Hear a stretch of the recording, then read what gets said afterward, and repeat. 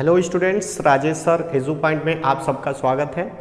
आज मैं बहुत ही शानदार स्टार्टिंग करने जा रहा हूँ जिसका नाम है महाभयंकर तैयारी। महाभयंकर का मतलब आज हम लोग जो यूपी बोर्ड परीक्षाओं की तैयारी करेंगे, चाहे 10वीं का हो या 12वीं का, हर सब्जेक्ट का कौन सा प्रश्न कैसे तैयार करना है ये आपको बताया जाएगा और उसको समझाया भी जाएगा। सबसे पहले अब हम आपको एक तरीका बताते हैं। जैसे एक समझिए कि जब तक हम किसी भी विषय के बारे में ठीक से जानेंगे नहीं, समझेंगे नहीं, तो फिर बताइए उसको हल कैसे करेंगे। यानी कि कोई भी विषय उसमें हम तभी अच्छे नंबर ला सकते हैं जब तक उसके बारे में हमें अच्छे से पता ना हो। जैसे मान लीजिए आप हिंदी तैयार कर रहे हैं, हिंदी तैयार करें तो आपको पता होना चाहिए ना कि हमको 30% कौन सी कटौती की गई है, कौन से चैप्टर निकाल दिए गए हैं, क्या क्या इस बार हमको पूछा जाएगा, संस्कृत में क्या आएगा, ग्रामर में क्या आएगा, और आपका सिलेबस जो होगा वो कैसे परिवर्तित होगा, किस तरह के प्रश्न पूछे जाएंगे। आप अगर पहली बार बोर्ड में ही जा रहे हैं तो आपको कुछ जानकारी नहीं है, तो इसके लिए आपको जानकारी तो लेनी पड़ेगी ना। और अगर हम एक रणनीति से तैयारी करें, एक बेहतर तरीके से तैयारी करें, तो याद रखिए कि हम लोग सबसे नंबर 1 पे होंगे। और आज मैं आपको गारंटी देता हूं 100% आपको नंबर 1 पे ला के रख दूंगा। बस आप मेरे चैनल से जुड़ जाइए और लगातार हम लोग परीक्षाओं तक तैयारी करेंगे। परीक्षा बहुत कम समय बचा हुआ है, मार्च में आपका यूपी बोर्ड का एग्ज़ाम होने वाला है और इस तरह से अगर हम लगातार मेहनत करेंगे तो हम अपने मंजिल तक पहुँच जाएंगे। देखिए, हारने और जीतने वाले में कोई ज़्यादा का फर्क नहीं होता है। फर्क क्या हो जाता है कि जीतने वाला जो होता है ना, उसकी रणनीति अलग होती है, वो रणनीति बना के चलता है, उसी हिसाब से वो मेहनत करता है। और बाकी लोग क्या करते हैं, हारने वाला क्या करता है, बिना रणनीति बिना दिमाग लगाए वो काम करता है, इसीलिए वो हार जाता है। क्योंकि कोई भी खेल, कोई भी काम आगे उसमें जाना है, जीतना है, तो उसी के जैसा रणनीति बनानी पड़ेगी, तभी हम जीत सकते हैं। ये नहीं कि बस चलते रहे, कहाँ जाओगे। मान लीजिए कि मैं यहाँ हूँ, आपको बता रहा हूँ कि कैसे तैयारी करनी है, आप मेरा वीडियो रेगुलर देखते हैं, हर टॉपिक्स को समझते हैं, हर विषय को समझने की कोशिश करते हैं, प्रश्न को समझने की कोशिश करते हैं, और मैं जो बता रहा हूँ उस रास्ते पे आप चलते जाते हैं, तो ये गारंटी है कि आप जीत जाएंगे। लेकिन ज़रा बताओ यार, अगर मान लो कि रास्ता ही नहीं पता हो और हमको जाना है, मंजिल पे जाना है, रास्ता ही नहीं पता है, चलते जा रहे हैं, भटक गए, कहीं गिर गए, पता ही नहीं चला कहाँ पहुँचे, तो फिर उस चलने का क्या फ़ायदा, उस मेहनत का क्या फ़ायदा।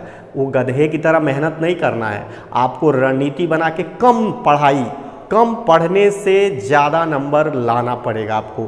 और मेरी यही रणनीति रहती है, मेरे यहाँ आपको यही सब बताया जाएगा कि कम पढ़ करके भी आप अच्छे अंक ला सकते हैं। और रही बात हर सब्जेक्ट की, तो मेरे बताए हुए गेस जो होंगे, आपको तरीके जो होंगे, अगर आप आजमाएंगे तो आपको 90% से एबव लाने में मदद करेगा। याद रखिएगा, मैं झूठ नहीं बोल रहा हूँ, मैं यहाँ चैनल पे नया स्टार्ट किया हूँ, लेकिन मेरा अनुभव लगभग कुछ नहीं तो 15 साल हो गए मुझे पढ़ाते हुए और खुद तैयारी करते हुए। तो याद रखिएगा, हम इसी क्षेत्र में अनुभवी हैं, आप अभी नया हैं। अगर आपको भरोसा नहीं है तो भरोसा करना पड़ेगा। याद रखिए कि लोग किस पे भरोसा कर लेते हैं, आपको पता है, लोग पत्थर पे भी भरोसा कर लेते हैं कि उसमें भगवान जी है, और हम तो इंसान है यार, तो हम पे क्यों नहीं भरोसा करोगे। एक बार तो करके देखो। हमारे यहाँ जो स्टूडेंट्स पढ़ते हैं उनका मेरे पे भरोसा रहता है। हर साल सैकड़ों स्टूडेंट्स यहाँ से क्वालिफाई करते हैं, पास होते हैं 10वीं और 12वीं में। तो आप क्यों नहीं कर सकते। आप कहीं से भी हो, किसी भी क्षेत्र से हो, बस एक बार भरोसा करके देखिए। आपको नंबर 1 ना बना दिया हर सब्जेक्ट में तो कहिएगा, आपको कम मेहनत में पढ़ाया जाएगा, आपको बहुत कम आपको पढ़ना पड़ेगा, ज़्यादा आपको टेंशन नहीं लेना है। लेकिन एक चीज़ याद रखिएगा, जितना मैं पढ़ाऊंगा भरोसे के साथ पढ़ना पड़ेगा। कापी और कलम ले लीजिएगा, जब मेरी वीडियो आप तक पहुँचे कापी कलम लीजिएगा और जितना मैं बताऊं उतना आप नोट करते जाइएगा, एक नोट्स बन जाएगा।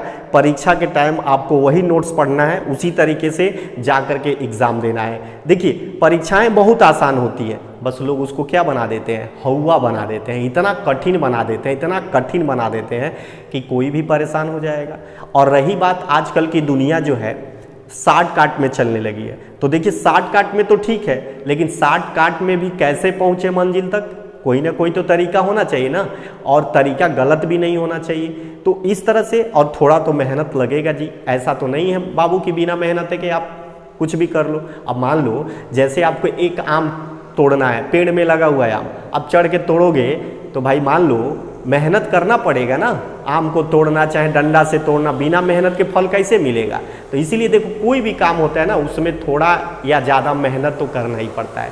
बस फर्क ये होता है ना कि जैसे देखो अगर एक उदाहरण हम आपको दें कि किसी पेड़ को काटना है, किसी पेड़ को काटना है तो कैसे काटोगे, भोथरैया गणासी लेके काटते काटते खुदे कट जाओगे, लेकिन पेड़वा नहीं कटेगा बाबू, पेड़वा नहीं कटेगा। और क्या करेंगे, अगर हमारे पास अगर हथियार है, धारदार हथियार है, फटाक से लगाए, फटाक से पेड़ नीचे आ गया। तो देखो धारदार हथियार था क्योंकि उसमें क्या था, हमारा तरीका आसान। अब तरीका क्या है कि हमने तरीका बदला, पेड़ कट गया। यानी कहने का मतलब है कि चीज़ वही है, बस हमको थोड़ा सा दिमाग लगाना है और हमको मंजिल तक फटाक से पहुंच जाना है। तो बाबू पैदल चलेंगे, घूमेंगे फिरेंगे, पहुंचते रह जाएंगे, और दिमाग लगाएंगे, हवाई जहाज में बैठेंगे, फट से जाके दिल्ली पहुंच जाएंगे। बात समझ रहे हो ना। तो यानी कि थोड़ा दिमाग लगाओ और कम समय में अच्छी तैयारी, बहुत कम, ज़्यादा से ज़्यादा आपका 15 से 10 मिनट का वीडियो होगा मेरा, और रोज़ पर डे आपको सप्ताह में 2-4 वीडियो तो मिल ही जाएगा हर सब्जेक्ट का, और उसको अच्छे से तैयारी करना है। जितना बताया जाए उसको अपने कॉपी पे नोट्स करते जाइएगा, आपको पहले बता चुके हैं। और देखिए आज ये जो मैं पढ़ाने जा रहा हूँ, मेरे साइन बोर्ड पे आप देख रहे हैं, अगर आप क्लास 10वीं के स्टूडेंट्स हैं तो ज़रूर देखिएगा। इसके बाद अगर 12वीं के स्टूडेंट्स हैं तो आपको भी मिलेगा हर सब्जेक्ट का, सिर्फ इसका नहीं। हमारे यूपी बोर्ड में जो पढ़ाया जा रहा है, जैसे कि मान लीजिए हिंदी है, गणित है, विज्ञान है, और भी विषय हैं, मान लीजिए अदरवाइज सामाजिक विज्ञान वगैरह है, गृह विज्ञान वगैरह, सब आपको दिए जाएंगे, तरीके बताए जाएंगे कैसे हल करना है। तो सबसे पहले ये समझना है कि अगर आप 10वीं के स्टूडेंट हैं तो यहाँ देखिए आपको बताया जा रहा है कि 10वीं में मॉडल बदल चुका है, सिलेबस ही बदला हुआ है, 30% तो ऐसे कटौती हो चुका है, और साथ में उसका मॉडल पेपर भी बदल गया बिल्कुल। अब पहले जैसा नहीं पेपर होगा, पिछले साल जैसे हुआ था उसके पिछले साल वैसा नहीं होगा।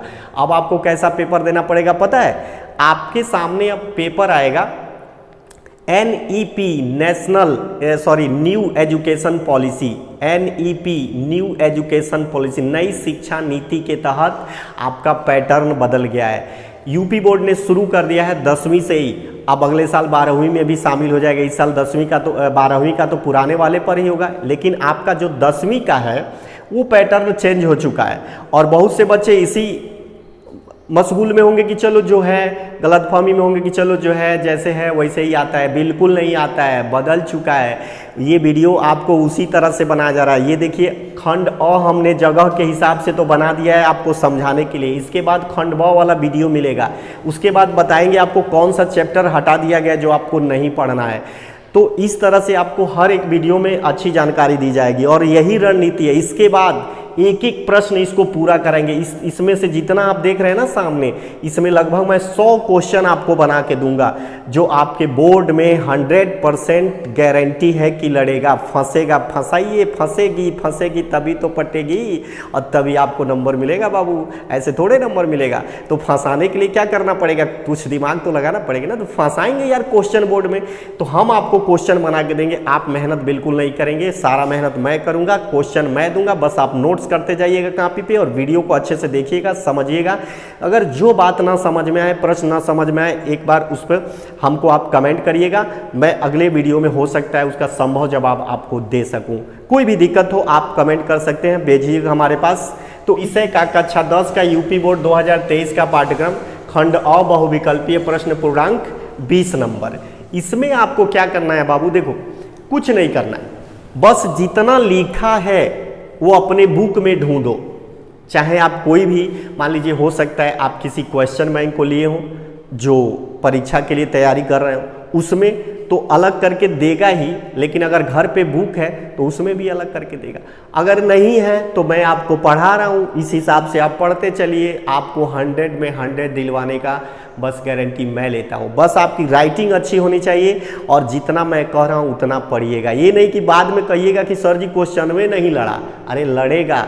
लेकिन आप तो नहीं तैयार किए ना, आप तैयार करोगे तभी ना जाके क्वेश्चन लिखोगे। लड़ता तो सब है, बच्चे कहते सर जी ये क्वेश्चन हुआ नहीं लड़ा, अरे लड़ा तो सब है, बस तुम लिखो तो, पढ़ो तो, उसको याद करके जाओ तो तब ना लड़ेगा। ऐसे थोड़े लड़ जाता है, बस यहाँ देख लिए, वीडियो देख लिए, हो गया, ऐसे थोड़े। उसके लिए आपको भी तो मेहनत करनी पड़ेगी ना, घर पे लिखना पड़ेगा, उसको समझना पड़ेगा, याद करना पड़ेगा। हम आपको समझा ही रहे, रास्ता दिखा ही रहे, बस दौड़ते रहिए, आप मंजिल तक पहुँच जाएंगे। देखो बाबू, करना क्या है कि एकदम जैसे क्या होता है ना कि एगो परुआ बैल होते हैं, परुआ बैल समझते हो, देहात वगैरह में हम लोग के यहाँ होते हैं, तो जब वो जगते नहीं हैं, जैसे मान लो गए खेत में चले जाते हैं तो क्या होता है कि कामें नहीं करते हैं, वहाँ पे जाएंगे पटा जाएंगे, यानी कि सो जाएंगे, तो घर वाले, उसके घर वाले मालिक क्या करेगा, उसको खोदेगा, तो खोद खोद के उठाता है। तो कई बच्चे ऐसे भी होते हैं, तो ऐसा मत बनिए कि खोद खोद के उठाना पड़े। आप खुद जागना सीखिए और समझना सीखिए, दूसरे के भरोसा छोड़िए, आप खुद अपना भी दिमाग चलाइए और मेरे साथ मेरे चैनल से जुड़ जाइए। देखिए मैं जो बता रहा हूँ, बहुविकल्पीय प्रश्न आएंगे, इतना देख रहे हैं ना, 1 2 3 4 5, इसमें से सब बहुविकल्पीय, आपको 20 क्वेश्चन बहुविकल्पीय बना के दिया जाएगा। याद रखिएगा, मैं यहाँ आपको बता रहा हूँ कि 20 प्रश्न जो है, पहले यहाँ समझिए, आपके बोर्ड में जो आप 10वीं के हैं, 10वीं क्लास के हैं, तो 10वीं क्लास में जो चेंज हुआ है यूपी बोर्ड में, तो यहाँ पर देखिए क्या करना होगा आपको। प्रोजेक्ट में आपको मिलेगा कितना, 30 नंबर्स, और फिर देखिए 20 नंबर ये बदल, ये तो आप पहले कर लेंगे, लेकिन एग्जाम में जब आप पेपर देने जाएंगे, ये तो पहले हो जाएगा, लेकिन आप पेपर जब देने जाओगे ना, तब देखो क्या होगा। पेपर में आपसे क्या पूछा जाएगा, पहले MCQs, इसका मतलब समझ लीजिए क्या होता है, मल्टीपल चॉइस क्वेश्चंस। ये जितना आप देख रहे हैं ना, ये सब मल्टीपल चॉइस क्वेश्चन, इसका मतलब यही होता है MCQs। याद रखिएगा, ये सारा MCQ क्वेश्चन है। तो आपके बोर्ड में जो पूछे जाने के वाले हैं, वो पहला पेपर जो होगा MCQ का होगा, एक ही पेपर में होगा, वो पेपर आपका होगा 70 नंबर का, समय वही रहेगा, लेकिन 20 क्वेश्चन जो प्रारंभ के होंगे वो क्या होंगे, MCQ। और हिंदी में सबसे बड़ी बात है कि यहाँ देखिए गवर्नमेंट ने आपको बता दिया है, परिषद ने बता दिया है कि आपको क्या क्या पढ़ना है और कौन सा छोड़ देना है। तो यहाँ देखिए आपको क्या क्या पढ़ना है, ये सब पढ़ना है और यही पढ़ना है, इसके अलावा कुछ नहीं पढ़ना है, बता दे रहे हैं। इतना बस दिल से मन से तैयार करिए, और सबके ऊपर मैं प्रश्न बनाऊंगा, लगभग 100 प्रश्न, जो बोर्ड में फंसेगा ही फंसेगा। और देखिए क्या करना है, आप तो यहाँ देख लिए कि MCQ कितने नंबर का आएगा, 20 नंबर का। इसके बाद एक और होगा जिसको कहा जाएगा वर्णनात्मक परीक्षा, यानी कि 50 नंबर उस पर होगा, यानी 20 इस पर, 50 नंबर उस पर। तो इसके बाद वही वीडियो बनाऊंगा मैं, जो खंड ब से होगा, ये खंड ब से होगा, और ये जो मैं बना रहा हूँ अ से है। तो इस पर जो है अ में 20 क्वेश्चन कहाँ कहाँ से आएंगे, मैंने यहाँ लिख दिया है। ये मैं नहीं लिखा हूँ, ये यूपी बोर्ड का जो माध्यमिक शिक्षा परिषद विभाग है, आपका शिक्षा विभाग, वहाँ से 10वीं के लिए जो मॉडल पेपर बदल गए हैं हिंदी के, वहाँ से ये लिख करके बातें आई है, और वो आप जा करके वेबसाइट पर देख सकते हैं उसके। तो ये जो देख रहे हैं आप, वहाँ से मैंने इसको लिया है कि आपके सिलेबस में कौन कौन सा है, 2023 में आपको क्या क्या पढ़ना पड़ेगा। इस देखिए ये जितना भी मैं लिखा हूं, इसके अलावा आपको कुछ नहीं पढ़ना है MCQ के लिए। आ रहा है समझ में, मैं तो क्वेश्चन बना के दूंगा ही, लेकिन आपको जितनी अगर खुद तैयारी करते हैं तो इसके अलावा कुछ नहीं पढ़ना है, सिर्फ इतना पढ़ना है MCQ के लिए। 20 नंबर सिर्फ इसी में से पूछे जाएंगे, बाकी दल कहीं से नहीं पूछे जाएंगे। और रही बात और 50 नंबर की, तो 50 नंबर आपको पता है वो वर्णात्मक में से पूछा जाएगा, तो वो भी मैं आपको बताऊंगा लिख करके ऐसे ही कि वो क्या क्या पूछा जाएगा। आपको परेशान होने की जरूरत नहीं, अगले वीडियो में जस्ट यही मिलेगा आपको वर्णात्मक परीक्षा के लिए, ठीक है। तो अब इसको समझते हैं कि आखिर ये क्या क्या है। आप जोड़ के देख लीजिए, पहले नंबर जोड़िए, यहाँ देखिए 5, अब 5 10 गिनिए, 11, 1 12, 1 13, 13 4 17 और 17। अब यहाँ पे आ जाइए, 17 3 20, तो यानी कि टोटल आपका कितना नंबर हुआ, 20 नंबर, यानी 20 नंबर क्वेश्चन आपके परीक्षा में यहाँ से पूछे जाएंगे। तो पहले हम आपको समझा दें कि हिंदी का, देखिए पहला जो क्वेश्चन होगा हिंदी के गद्य के विकास का संक्षिप्त परिचय। उसमें भी पहले कई युग थे, लेकिन इसमें देखिए कई युग मतलब 2-3 और थे, तो उसको घटा बढ़ा करके क्या किया गया है कि बस आपको किसका पढ़ना है, अध्ययन करना है, शुक्ल युग का और शुक्लोत्तर युग का। यानी शुक्ल युग ही आपको पढ़ना है और शुक्लोत्तर युग, इसी में से जो भी परिचय होगा उसका लेखक, उस युग के कवि, उस युग कवि करें लेखक कभी भी आएगा, लेकिन वो आगे वाले में आएगा। उस युग के लेखक होंगे, उनकी रचनाएं होंगी, ये आपसे पूछी जाएंगी। उस समय की विशेषता पूछी जाएगी आपसे इस प्रश्न में से। अब देखिए हिंदी का जो दूसरा क्वेश्चन आपसे पूछा जाएगा उसमें से, इसमें समझ लीजिए कि इन दोनों में से मिला करके शुक्लोत्तर युग और शुक्ल युग में से आपके 5 प्रश्न पूछे जाएंगे जो 1-1 नंबर के होंगे, और दोनों मिला करके आपको हो जाएंगे टोटल 5 नंबर, यानी कि 5 कन्ने 5, यानी 5 प्रश्न होंगे 1-1 नंबर का, 5 नंबर आपको मिलेगा। यानी कि शुक्लोत्तर युग और शुक्ल युग में से 5 प्रश्न पूछे जाएंगे, उसको आपको अच्छे से पढ़ना पड़ेगा। कौन उस समय के लेखक हैं, कौन उनकी रचना है, कौन कृति है, सब पढ़ना पड़ेगा, और उसमें से आपको मिलेंगे कितना, 5 नंबर। यानी 5 क्वेश्चन बनेगा 1-1 नंबर का, और आपको टिक लगाना पड़ेगा, और आपको OMR शीट मिलेगा जिसमें आपको ब्लैक करना पड़ेगा। वो मैं परीक्षा के पहले आपको बता दूंगा, बस अभी पढ़ना शुरू कर दीजिए। अब देखिए हिंदी पद्य के विकास का संक्षिप्त परिचय, तो यहाँ देखिए हिंदी पद्य के विकास का संक्षिप्त परिचय जो ये है ना, तो हिंदी पद्य अभी हमने बताया ना, हिंदी पद्य ये गद्य से था। तो आप देखिएगा जो पद्य होता है ना, पद्य माने समझते हैं जो कविता वगैरह नहीं लिखा जाता है आपकी किताब में, जो कविताएं आप पढ़ते हैं तो उसमें उसको पद्य बोलते हैं। तो पद्य के पहले आपका एक शुरू होता है, तो उसमें शुरू के चैप्टर में देखिएगा कुछ इतिहास दिया होगा, कुछ आपको इंट्रोडक्शन दिया होगा, समझाया जाता है उस युग के कौन कवि थे, कौन कौन लेखक थे, उन्होंने क्या क्या लिखा, ये सब समझाया जाता है। तो किताब में आप देखिएगा ना, तो शुरू में गद्य की यही सब देता है, तो उसी का परिचय जानकारी उसमें जितना दिया उसी में से आपका पूछा जाएगा 5 प्रश्न। तो उसमें देखिए पहले तो एक और काल था आदिकाल, तो आदिकाल नहीं है आप में, आसान हो गया, बस 2 ही काल है। पहला काल हो गया रीतिकाल और दूसरा काल बन गया आपका आधुनिक काल। इन्हीं दोनों प्रश्नों में से आपके 5 प्रश्न बना करके दिए जाएंगे, और 1-1 नंबर का होगा, टोटल 5 नंबर का होगा। ठीक है, तो इसे आप समझ गए होंगे। अब देखिए काव्य सौंदर्य के तत्व, ये बहुत महत्वपूर्ण है, ये भी काव्य सौंदर्य के तत्व। इसमें से क्या पूछा जाएगा, देखिए रस है, पहला क है, जैसे काव्य सौंदर्य के तत्व में देखिए रस, छंद, अलंकार है ना, तो इसमें देखिए 3 ठो है, तो यहाँ पर देखिए 3 नंबर, यानी टोटल आपके देखिए यहाँ पर हो गया 1 1 1 3 नंबर। तो इसमें 1-1 नंबर का आएगा। तो आपके सिलेबस में याद रखिएगा, ज़्यादा पढ़ने की बात नहीं है, मज़ा की बात है, कम पढ़ना है, ज़्यादा नंबर मिल जाएगा बाबू, ज़्यादा टेंशन लेना नहीं है, क्योंकि पढ़ाई कम पढ़ना, यानी कहने का मतलब सिलेबस कम हो गया है। और मज़ा है कि चलो भाई पढ़ ले इतना, तो 100 में 100 आ जाएगा, क्योंकि कम पढ़ना है, नंबर ज़्यादा मिल जाएगा वही का वही, और आपको भाई परसेंटेज भी बढ़ जाएगा। तो सबसे बड़ा तो इस समय आपके लिए सोने पे सुहागा यही है कि पढ़िए कम, नंबर लाइए ज़्यादा।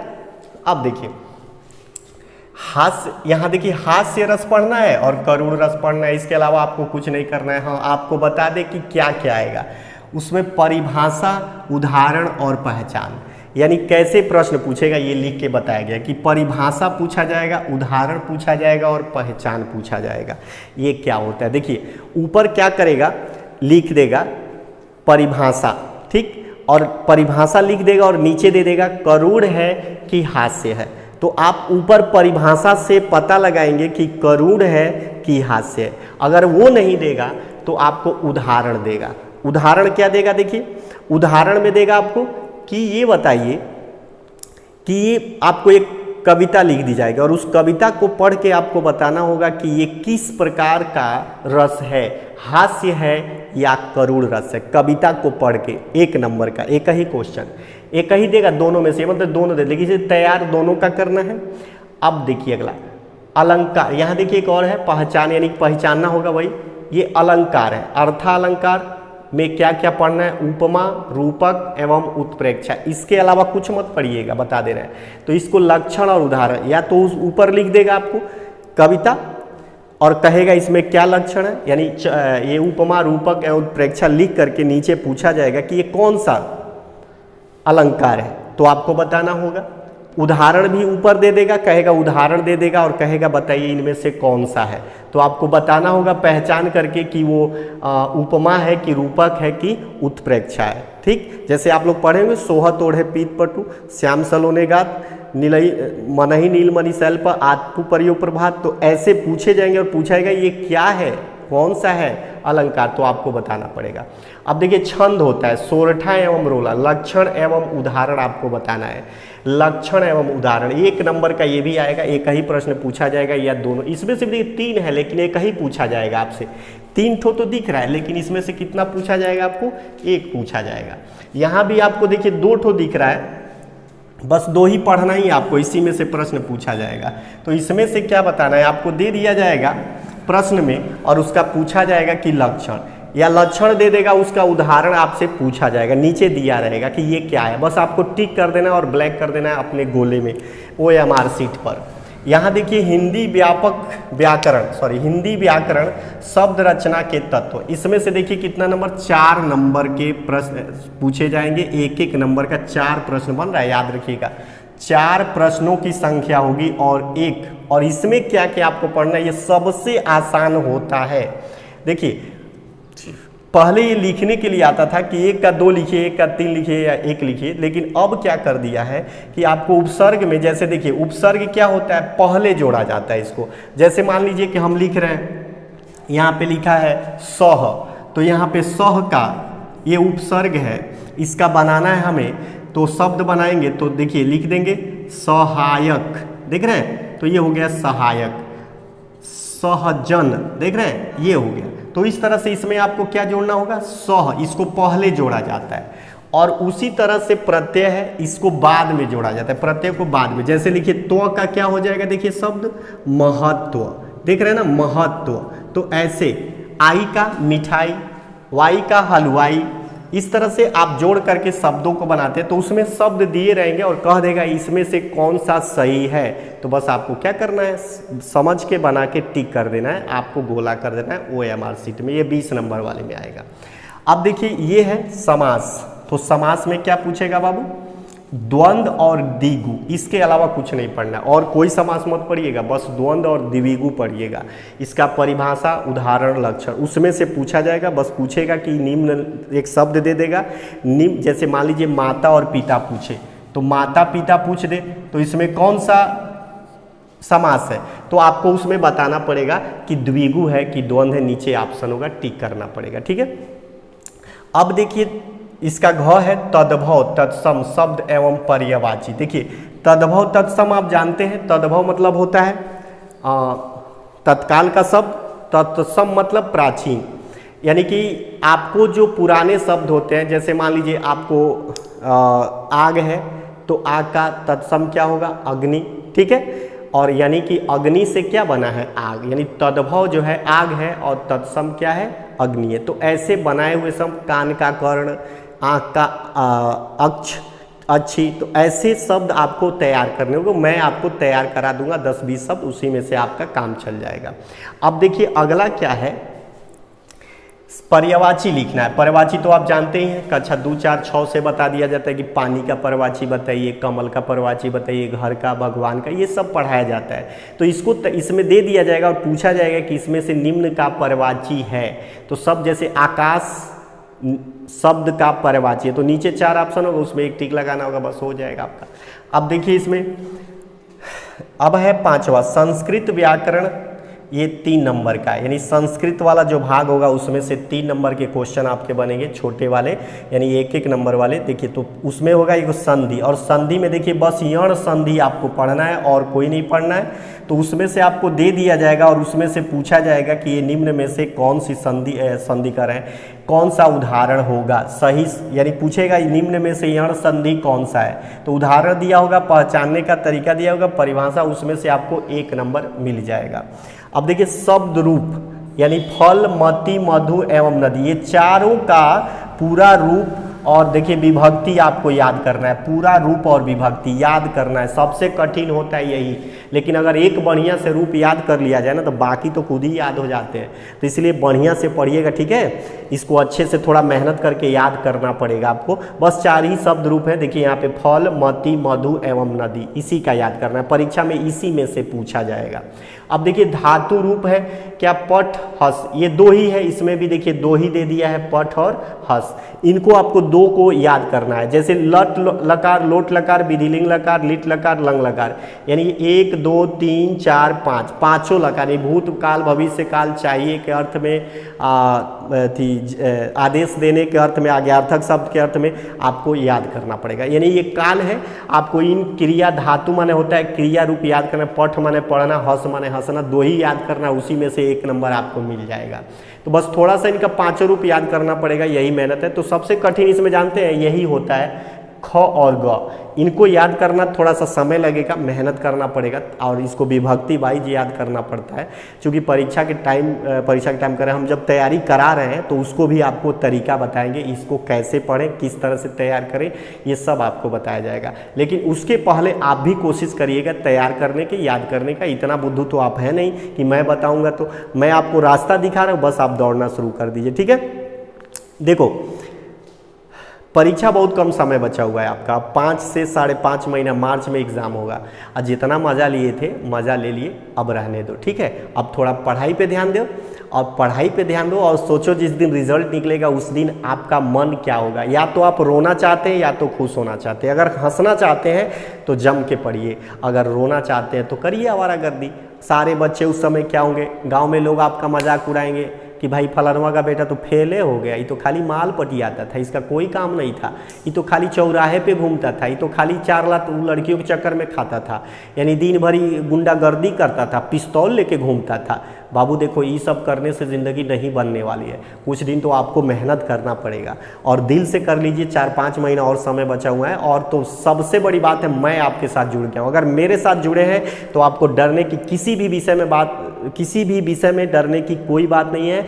आप सिर्फ, अगर कोई भी आपको पास दिक्कत आती है तो सिर्फ मेरे पास आप कमेंट करिए, मैं उसका आपको सॉल्यूशन दूंगा। कोई भी दिक्कत है, आपको किसी तरह की परेशानी है, ये मेरा अनुभव आपको आगे लेके जाएगा। मेरे पास तजुर्बा है, आप नए हैं, पथ पे चलना चाहते हैं, मैं आपकी मदद करूंगा। डरने वाली कोई बात नहीं है। आप एकदम जी जान से लग जाइए, जितना संभव हो उतना पढ़िए। मैं ये नहीं कर रहा हूँ गधे की तरह दिन रात पढ़िए, जितना संभव हो 4 घंटा, 2 घंटा, 6 घंटा पढ़िए जरूर। याद रखिए, मेरे चैनल को सब्सक्राइब जरूर कर लीजिएगा। अगर नहीं करेंगे तो बाद में बोर्ड तक पछताएंगे, बहुत पछताएंगे। और सब्सक्राइब कर लेंगे तो आपको बहुत ज़रूरी चीज़ें, महत्वपूर्ण चीज़ें, सारी चीज़ें आपको अभी समय से, सारी बोर्ड की, अभी तक तो मैं चैनल पे सिर्फ पढ़ा रहा था, 2 महीना चैनल हुआ है।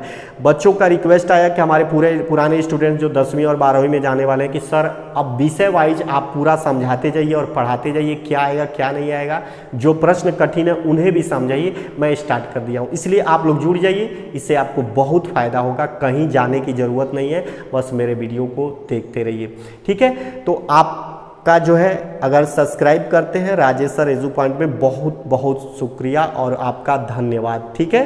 क्योंकि धन्यवाद आपको मुझे देना चाहिए, लेकिन मैं दे रहा हूँ क्योंकि आप मेरा साथी बनेंगे, सहयोगी बनेंगे, और मैं आपका साथी और सहयोगी बनूंगा। और इस तरह से हम लोग मंजिल तक पहुंचेंगे, लड़ेंगे, मंजिल तक पहुंचेंगे और जीत के दिखाएंगे। धन्यवाद।